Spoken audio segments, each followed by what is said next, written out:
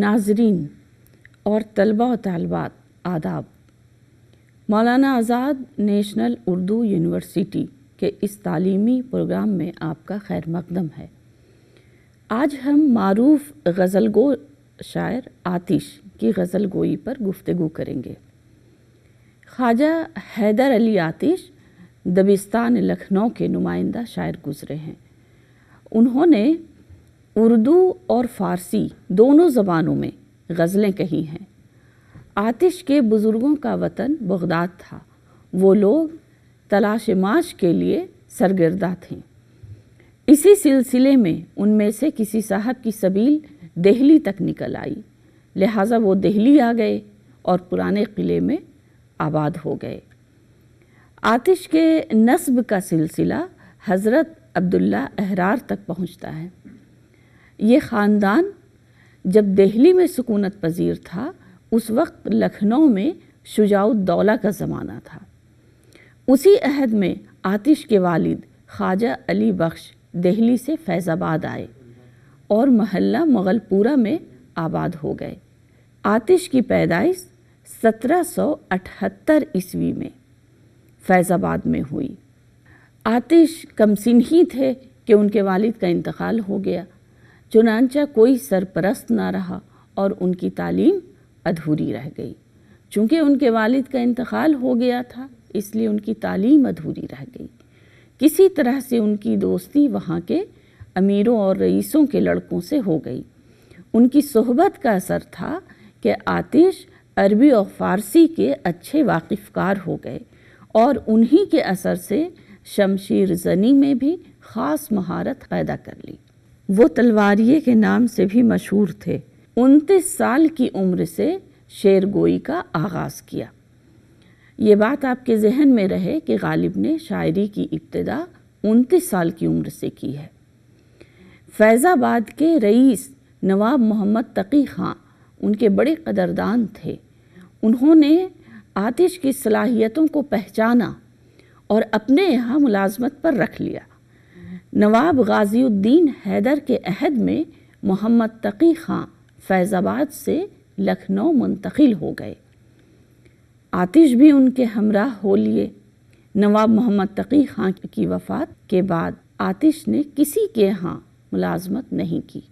اس وقت انہیں 80 روپے ہر ماہ بادشاہ کی طرف سے ملتے تھے، اسی میں وہ اپنا گزر بسر کرتے تھے۔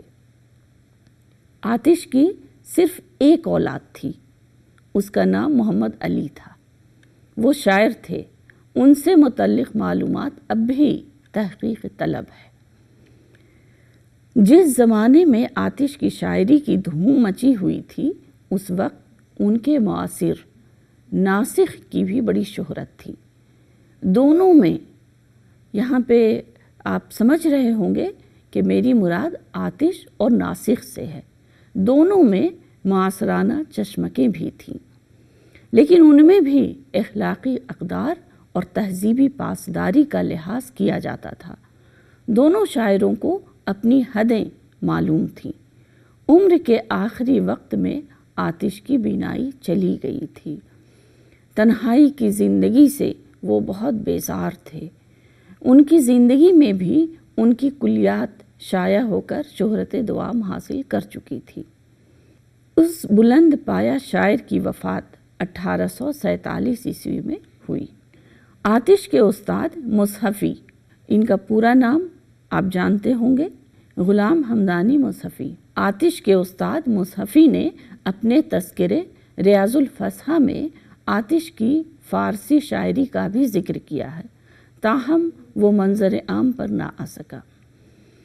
ان کا اردو کلام دستیاب ہے اور اپنی منفرد خصوصیات کی وجہ سے اعلیٰ مقام بھی رکھتا ہے۔ ان کی غزلوں کے کئی اشعار زبان زد ہیں اور ضرب المثل کی حیثیت رکھتے ہیں۔ مثلاً بدلتا ہے رنگ آسماں کیسے کیسے، شاعری بھی کام ہے آتش مرصع ساز کا۔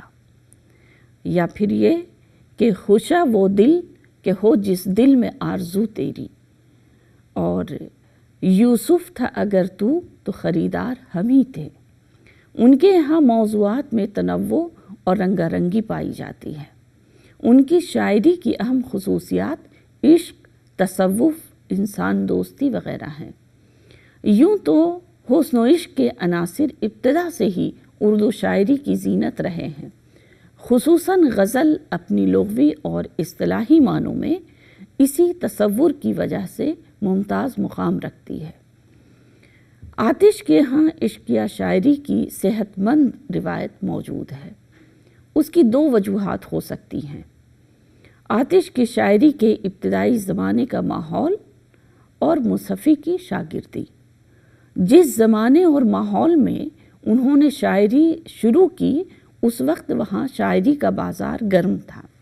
انشا، مصفی، جرات، ناسخ کی طوطی بول رہی تھی۔ بادشاہت کا زمانہ، محل، دربار، امرا و رؤسا سے وابستگی، خوشگوار ماحول اور بادشاہوں کی سرپرستی نے شاعری کے فن کو جلا بخشی۔ فراق گورکھپوری نے اپنی مایہ ناز کتاب اردو کی عشقیہ شاعری میں دلی اور لکھنؤ کے ماحول اور آتش کی عشقیہ سے متعلق لکھا ہے۔ صحیح ماحول میں محبت اور عشقیہ شاعری دل تنگ نہیں ہوتی۔ ہم یہ نہیں کہتے کہ جب دلی اجڑ چکی تھی اس وقت لکھنؤ کی زندگی جنت کی زندگی تھی، لیکن کچھ تو فرق دلی اور لکھنؤ کی زندگیوں میں تھا۔ آتش کی عشقیہ شاعری میں جو ہمک اور للک ہے وہ بڑی حد تک اسی فرق و امتیاز کی مرہون منت ہے۔ کچھ اشعار آپ بھی ملاحظہ کریں۔ یہ شاعر ہیں الہی یا مصور پیشہ ہیں کوئی، نئے نقشے نرالی صورتیں ایجاد کرتے ہیں۔ اپنے ہر شعر میں معنی تہدار آتش وہ سمجھتے ہیں جو کچھ فہم و ذکا رکھتے ہیں۔ مکیں پر معنی روشن، مکاں پر بیت موضوع ہے، غزل کہتے نہیں ہم چند گھر آباد کرتے ہیں۔ آتش کی صلاحیت بھی ایسے ہی ماحول میں پروان چڑھی۔ مصفی جیسا کہنہ مشق استاد نصیب ہوا جنہوں نے آتش کو اس بحر کا غواص بنا دیا۔ آتش نے لکھنؤ کے پرتکلف اور پرکشش ماحول کے اثر اور شاعرانہ مزاج سے عطر کشید کر کے اپنی غزلوں میں سمو دیا۔ ان کے یہاں محبوب کی شوخی، اس کا سراپا، لباس، انداز و ادا، جسمانی حسن اور اس کے زیر و بم، تمام چیزوں میں عشقیہ شاعری کا احساس ملتا ہے۔ بلا شبہ آتش کے کلام میں حسن کی شوخی اور رنگینی پورے آب و تاب کے ساتھ موجود ہے، جو آتش کی عشقیہ شاعری کا قیمتی سرمایہ ہے۔ چند مثالیں ملاحظہ کیجیے۔ شب وصل تھی، چاندنی کا سما تھا، بغل میں صنم تھا اور خدا مہرباں تھا۔ نازک دلوں کو شرط ہے آتش خیال پا، شیشہ جو دے خدا تو پری کو اتار دے۔ کسی کا ہو رہے آتش کسی کو کر رکھے، دو روزہ عمر کو انسان نہ رائے گاں کاٹے۔ آتش کی عشقیہ شاعری کی ایک خصوصیت یہ ہے کہ ان کا محبوب دیگر شعراء کے محبوب سے مختلف ہے۔ ان کا محبوب پارسا اور شرافت کا مجسمہ ہے۔ انہوں نے اکثر جگہوں پر محبوب کے لیے ایک خاص پیرائے میں یوسف کا لفظ استعمال کیا ہے۔ یوسف تلمیح کے طور پر بھی استعمال کرتے ہیں۔ میری طرف سے صبا کہیو میرے یوسف کو، نکل چلی ہے بہت پیرہن سے بو تیری۔ عاشق اس غیرت بلقیس کا ہوں اے آتش، بام تک جس کے کبھی مرغ سلیمان نہ گیا۔ ایک اور شعر بہت ہی مشہور شعر ہے آتش کا۔ خواہاں تیرے ہر رنگ میں اے یار ہم ہی تھے، یوسف تھا اگر تو خریدار ہم ہی تھے۔ یہاں اب آپ دیکھیں آتش محبوب کے خارجی سراپا کا بیان کرتے ہیں۔ علاوہ ازیں داخلی جذبات، نازک اور لطیف رنگوں کا بے حد حسین امتزاج بھی ان کی شاعری کا اہم وصف ہے۔ ان کا شعر ملاحظہ ہو: جب دیکھیے کچھ اور ہی عالم ہے تمہارا، ہر بار عجب رنگ ہے، ہر بار عجب روپ۔ انہیں اپنا محبوب بہت عزیز ہے اور اسے وہ سب سے منفرد سمجھتے ہیں۔ اپنے محبوب کے لیے یہ آرزو اور انتظار کرتے ہیں، ساتھ ہی اظہار عشق کے لیے پیامبر کی تلاش کرتے ہیں، لیکن انہیں کوئی پیامبر نہیں ملتا ہے۔ باوجود اس کے کہ وہ شکوہ کرتے، وہ ایک نیا پہلو تلاش لیتے ہیں۔ لکھتے ہیں: پیامبر نہ میسر ہوا تو خوب ہوا، زبان غیر سے کیا شرح آرزو کرتے۔ میری طرح سے مہ و مہر بھی ہیں آوارہ، کسی حبیب کی ہے یہ بھی جستجو کرتے۔ یہاں پہ شاعر یہ کہنا چاہ رہے ہیں کہ پیامبر کا نہ ملنا بھی اچھا ہی ثابت ہوا۔ شاعر کہنا چاہتا ہے کہ غیر سے شرح آرزو کیوں کرتے؟ چاندنی رات میں بکھرے ہوئے چاند تاروں کو دیکھ کر شاعر یہ تصور کرتا ہے کہ ان کی کیفیت بھی میری طرح ہو گئی ہے۔ وہ چاند تارے انہیں ہم نواں اور یکساں درد میں مبتلا نظر آتے ہیں۔ شاعر کہتا ہے کہ یہ بھی میری طرح کسی حبیب کی آرزو رکھتے ہیں اور انتظار طویل میں غرق ہیں۔ آتش نے لکھنؤ کے نشاتیہ ماحول سے استفادہ کر کے اپنی عشقیہ شاعری کو ایک نیا رخ دیا، جس میں دہلوی شعرا کی طرح غم و یاس کے بادل چھائے ہوئے نہیں ہیں، بلکہ ان کے یہاں محبوب کا بیان اس انداز میں ہوا ہے کہ وہ اپنی مکمل جلوہ سامانیوں کے ساتھ نظر آتا ہے۔ دست قدرت نے بنایا ہے تجھے اے محبوب، ایسا ڈھالا ہوا سانچے میں بدن ہے کس کا۔ خوشا وہ دل کہ ہو جس دل میں آرزو تیری، خوشا دماغ جسے تازہ رکھے بو تیری۔ آتش کی عشقیہ شاعری میں زندگی ہے اور اسے وہ لازمی تصور کرتے ہیں۔ ان کے ہاں عشق میں ناکامی نہیں ہے، سوز و گداز نہیں ہے، بلکہ زندہ دلی ہے جس کے سبب دماغ تازہ رہتا ہے۔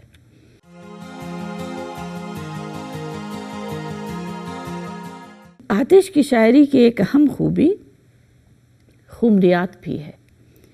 اردو شاعری میں خمریات کا موضوع ابتدا ہی سے شامل رہا ہے۔ دراصل یہ روایت فارسی کی دین ہے۔ شراب، سیف و سبو، ساغر و پیالہ، جام و صراحی وغیرہ ابتدا سے ہی فارسی شاعری میں پیش ہوتے رہے ہیں۔ فارسی میں خصوصاً حافظ اور خیام دو ایسے بڑے نام ہیں جن سے ہر فرد واقف ہے، ہر ادب دوست واقف ہے، ہر اردو داں واقف ہے۔ انہی کی پیروی کرتے ہوئے ہمارے اردو شعراء نے بھی خمریات کے موضوع پر قلم اٹھائے ہیں۔ بہرحال آتش نے بھی اس موضوع کو اپنی غزلوں میں ایک خاص انداز سے جگہ دی ہے۔ وہ زندگی کو مثبت زاویے سے دیکھنے کے قائل تھے۔ نمونہ کلام ملاحظہ ہو: مستی میں مجھ سے بے ادبی ہوگی یار سے، مجھ کو گنہگار نہ جام و سبو کرے، کوچ اے یار سے چلیے تو غزل خاں چلیے، بلبل مست کی صورت میں گلستاں چلیے۔ اردو شاعری میں سیف و سبو دنیا و ما فیہا سے بے خبر کر دیتا ہے اور اس دنیا میں لے جاتا ہے جہاں انسان سکون کی گھڑی گزار سکے۔ وہاں مشاہدہ حق کی قوت میں اضافہ ہو جاتا ہے، جہاں وہ مصائب و آلام سے بے نیاز ہو کر عشق حقیقی سے جا ملتا ہے۔ آتش کی شاعری کا رند و مستی سے بڑا گہرا تعلق ہے۔ انہوں نے شراب کو غم غلط کرنے کا کوئی بہانہ نہیں بنایا ہے، بلکہ اسے طاقت و توانائی کا بھرپور ذریعہ سمجھتے ہیں۔ یہ بات قابل غور ہے کہ آتش کی شاعری میں آتش نے یہ بیان کیا ہے کہ غم غلط کرنے کا ذریعہ شراب نہیں ہے، بلکہ اسے وہ طاقت و توانائی کا بھرپور ذریعہ تصور کرتے ہیں۔ انہوں نے خمریات کی شاعری میں بھی زندگی کے ایک نئے پہلو کو متعارف کیا اور صحت مند روایت کی بنا ڈالی۔ ساقیہ جام کو اللہ سلامت رکھے، یہ قدح میرا ہے، خیر اس کی مناتا ہوں میں۔ ملی ہے ہم کو بھی خمخانہ افلاک میں راحت، سرہانے ہاتھ رکھ کر سوئے ہیں زیر سبو برسوں۔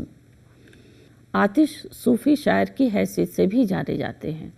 ان کا خاندان برسوں سے درویشی مزاج کا حامل رہا ہے، جو شعوری اور غیر شعوری طور پر عاشق کے مزاج میں بھی سرایت کر گیا۔ اس پر سے مصحفی کی شاگردی۔ مصحفی کے مزاج میں دراصل ٹھہراؤ تھا، پختگی تھی۔ اس کا اثر بھی آتش کے کلام پر واضح دکھائی دیتا ہے۔ کہتے ہیں، چھوڑ کر ہم نے امیری کی فقیری اختیار، بوریے پر بیٹھے ہیں قالین کو ٹھوکر مار کر۔ نہیں رکھتے ہیں امیری کی ہوس مرد فقیر، شیر کی کھال ہی ہے قاقم و سنجاب مجھے۔ بادشاہی پر فقیری کو ترجیح دینا اور یہ سوال کرنا کہ بوریا چھوڑ کر تخت سلیماں مانگوں، دراصل اس بات کی علامت ہے کہ آتش قناعت کی دولت سے مالا مال تھے۔ یہ خصوصیت اس لیے بھی نمایاں شکل اختیار کر لیتی ہے کہ اس زمانے میں ایسی شاعری خال خال ہی کی جاتی تھی۔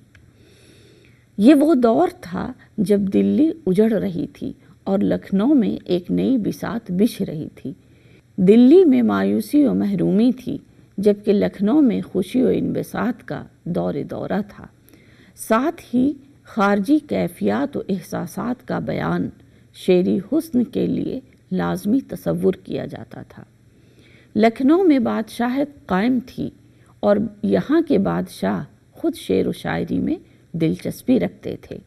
وہ سخن فہم بھی تھے اور سخن نواز بھی، شاعروں کی قدر کرتے تھے، انہیں انعام و اکرام سے نوازتے تھے۔ لہٰذا جب دربار میں شاعروں کو بلایا جاتا تھا تو بادشاہ کی خوشنودی حاصل کرنے کے لیے شعراء جدت پیدا کرنے کی کوشش کرتے تھے۔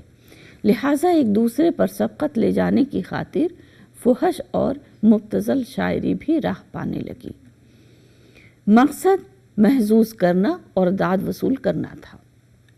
عشق و محبت اور جام و سبو کے مضامین نے تصوف و اخلاق اور اصلاح کے عناصر کو مجروح کر دیا۔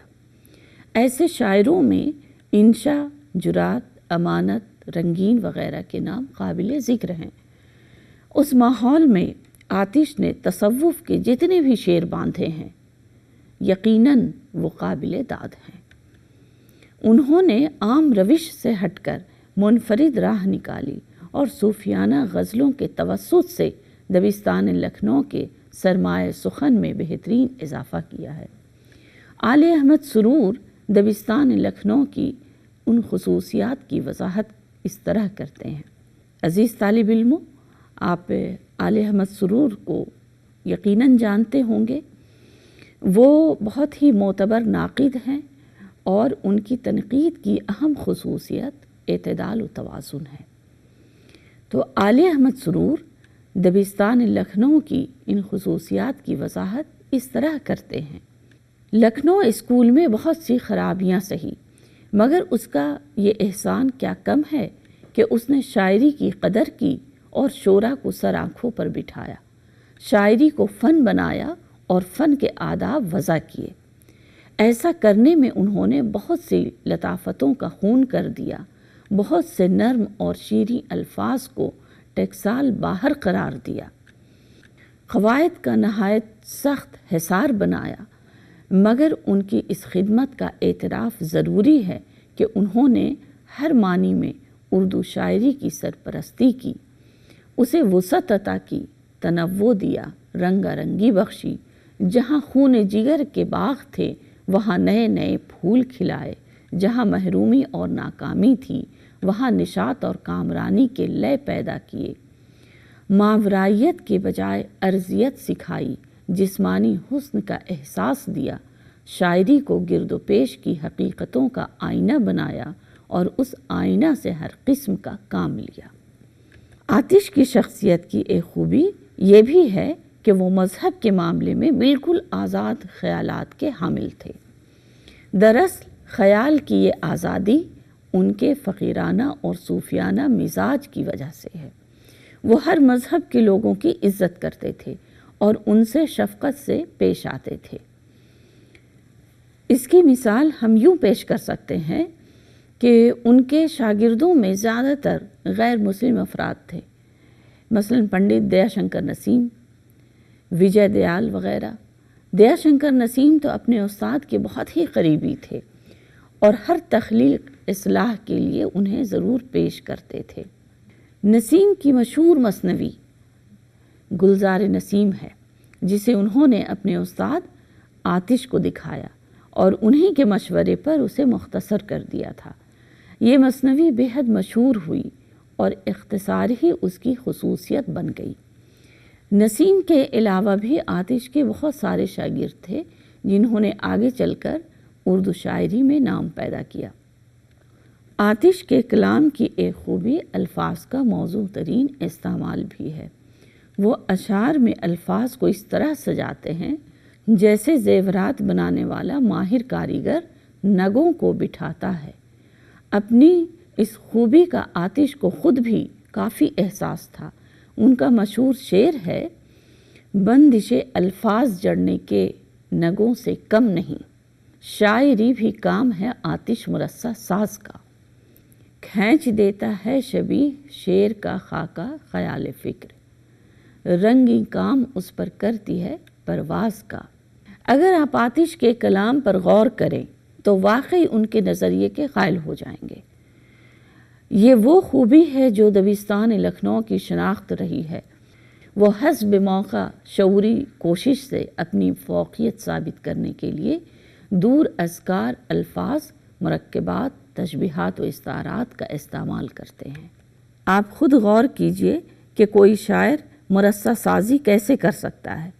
جس طرح بت تراش پتھروں کو تراش کر بت بنا دیتا ہے، مصور اپنے منہ قلم اور رنگوں کے استعمال سے تصویروں میں جان ڈال دیتا ہے، اسی طرح شاعر لفظوں کے خوبصورت انتخاب اور برمحل استعمال کے ذریعے اپنی شاعری میں بھی جان ڈال دیتا ہے۔ خوبصورت الفاظ جڑنے سے واقعی شعر کا حسن دوبالا ہو جاتا ہے۔ اس خصوصیت سے آتش کی شاعری مزین ہے، جس پر انہوں نے بجا طور پر فخر کیا ہے۔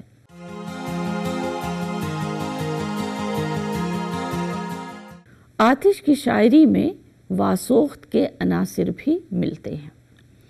یہاں میں یہ سوال کرنا چاہوں گی کہ واسوخت سے کیا مراد ہے؟ یقیناً آپ جانتے ہوں گے، لیکن میں بھی وضاحت کرتی چلوں۔ واسوخت شاعری کی ایک قسم ہے جس میں عاشق اپنے محبوب کو جلی کٹی سناتا ہے، یعنی اپنی ناراضگی کا اظہار عاشقانہ لہجے میں کرتا ہے۔ ایک مثال دیکھیے، کیسی تدبیر تمہاری ہے یہ کیسی تجویز، نہ رہی آپ کو ہرگز کس و ناقص میں تمیز، چیز اب ان کو سمجھنے لگے جو تھے ناچیز، ہم سے دیکھا نہیں جاتا ہے ذلیلوں کو عزیز۔ ایک اور شعر ملاحظہ کیجئے، ان سے نیکی کرو مجنوں جو بدافعال نہ ہو، لوٹیں وہ دولت دیدار جو کچھ مال نہ ہوں۔ اس صنف میں بھی آتش نے اپنی شاعرانہ صلاحیتوں کا ثبوت پیش کیا ہے۔ ان کے واسوخت کے اشعار اس وقت کی لکھنوی تہذیب کے بہترین نمونے ہیں۔ غرض یہ کہ آتش کی شاعری دبستان لکھنؤ کی تمام تر خصوصیات اور امتیازات سے لبریز ہیں۔ ان کے کلام میں وہ عشق، تصوف، صنعت گری، انسان دوستی جیسی صفات موجود ہیں جو اس عہد کی لکھنوی شاعری کا در امتیاز تھیں۔ عزیز طلباء و طالبات، آج کی اس نشست میں ہم نے آتش کی غزل گوئی پر تفصیلی گفتگو کی۔ اگر آپ مزید معلومات حاصل کرنا چاہتے ہیں، سفارش کردہ کتابیں مقدمہ کلام آتش خلیل الرحمن اعظمی، آب حیات محمد حسین آزاد، لکھنؤ کا دبستان شاعری ابواللیث صدیقی، کلیات آتش مرتبہ ظہیر الدین احمد۔ اگر آپ مزید معلومات حاصل کرنا چاہتے ہیں تو اس پتے پر رابطہ کریں۔ Director instructional media centre, Maulana Azad national Urdu university, گچی باؤلی، حیدرآباد 500032۔ ناظرین، آج کے اس پروگرام میں فی الحال اتنا ہی۔ آئندہ ایک نئے موضوع کے ساتھ ہم پھر حاضر ہوں گے۔ تب تک کے لیے اجازت دیجیے۔ آداب۔